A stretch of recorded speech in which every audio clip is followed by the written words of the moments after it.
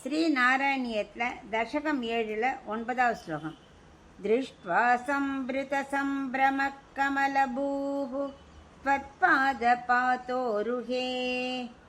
हर्षा वैषव शम्बदो निपतित प्रीत्या कृतार्ती भवन् जानास्येव मनीषितं मम विभो ज्ञानं तदा पादयत् द्वैताद्वैतव वत्स्वरूपपर मिथ्याचष्ट तं त्वां भजे. இப்போ இதுக்குள்ள அர்த்தம் பார்க்கலாம். பகவானோட உந்தி தாமரில் இருக்கா இல்லையா பிரம்மா, அவருக்கு பகவான் தர்ஷனம் கொடுத்தல வைகுண்ட தர்ஷனம். அதை பார்த்தப்ப பிரம்மா அப்படியே பிரமிச்சு போயிட்டாராம். போய் உன் திருவடி தாமரையில் அப்படியே மகிழ்ச்சியின் ஆவேசத்தாலேயே விழுந்து நமஸ்கரித்தாராம். அதுக்கப்புறம் மகிழ்ச்சி பொங்க ரொம்ப மனநிறைவு பெற்ற பிரம்மா, குருவாயூரப்பா நீயே என்னுடைய விருப்பத்தை அறிவாய், நான் என்ன விரும்புகிறேன் அதுக்கேற்ற ஞானத்தை நீதான் தர வேண்டும், அதுவும் நீதான் நான் விரும்பி கேட்டுக்கொள்கிறேன். ஞானம் எப்படிப்பட்டது அப்படின்னாக்கா துவைத்த அத்வைத்தமாக இருக்கும் உன் தன்மையை எனக்கு சொல்வாயாக அப்படின்னு பிரம்மா பிரார்த்திக்கிறார். அப்படிப்பட்ட உயர்ந்த தன்மையை எனக்கும் நீ அருள் புரிவாயாக அப்படின்னு பட்டத்திரி பிரார்த்திக்கிறார். அதான் இந்த ஸ்லோக அர்த்தம்.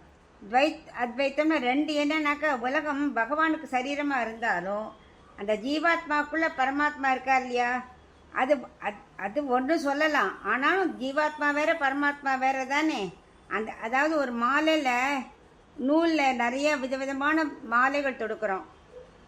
பார்த்தா மாலை ஒன்றா தெரியும், ஆனால் நூல் வேற மாலை வேற தானே. அது மாதிரி ரெண்டும் வெவ்வேறு தான். பகவான் தான் எல்லாம் படைக்கிற உள்ளுக்குள்ள இருக்காருனா கூட ஜீவாத்மா வேற பரமாத்மா வேற, அந்த தத்துவத்தை தான் இங்கே சொல்கிறார். ஸ்ரீ நாராயணியத்தில் தசகம் 7ல் 10வது ஸ்லோகம் பார்க்கலாம். ஆதாம்ரே சரணே வினம்ரமததம் ஹஸ்தே ந ஹஸ்தே ஸ்பிருஷன் போதஸ்தே பவிதான சர்க விதிபிஹி பந்தோபி சஞ்சாயதே இத்யாபாஷ்ய கிரம் பிரதோஷ்ய நிதராம் தச்சிந்த கூடஸ்வயம் சிருஷ்டௌ தம் சமுதைரயஸ்ஸ பகவன் உல்லாசயோலாத்கதாம். இப்போ இதுக்குள்ள அர்த்தம் பார்க்கலாம்.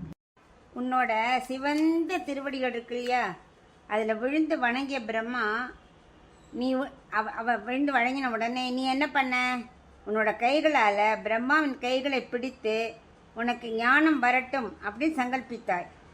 பிரம்மா உடனே ஞானம் பெற்றார்.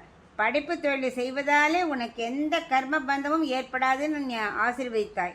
இந்த அனுகிரகம் கிடைச்சதுனால குருவாயூரப்பா இந்த வார்த்தைகளை நீ பிரம்மாவிடம் பேசினா இல்லையா, உன்னோட இனிய வாக்குகளால் அப்படியே அவரை மகிழ்வித்து அவர் மனதுக்குள்ளும் நீ மறைந்து கொண்டாய். நீ எங்கே இருப்ப, ஜீவாத்மாக்குள்ள பரமாத்மாவா நீ தானே இருக்க, நீ உள்ள மறைஞ்சுன்னுட்ட. உள்ளே இருந்து கொண்டு பிரம்மாவோட படைப்பு தொழிலை செய்ய நீ வைத்தாய். நீ அவர் ஆசீர்வதித்து நீ தான் செய்வித்தாய். அப்படிப்பட்ட பகவானே என்னையும் நோயிலிருந்து மீண்டு வர துரிதப்படுத்துவாய் அப்படின்னு பிரார்த்திக்கிறார்.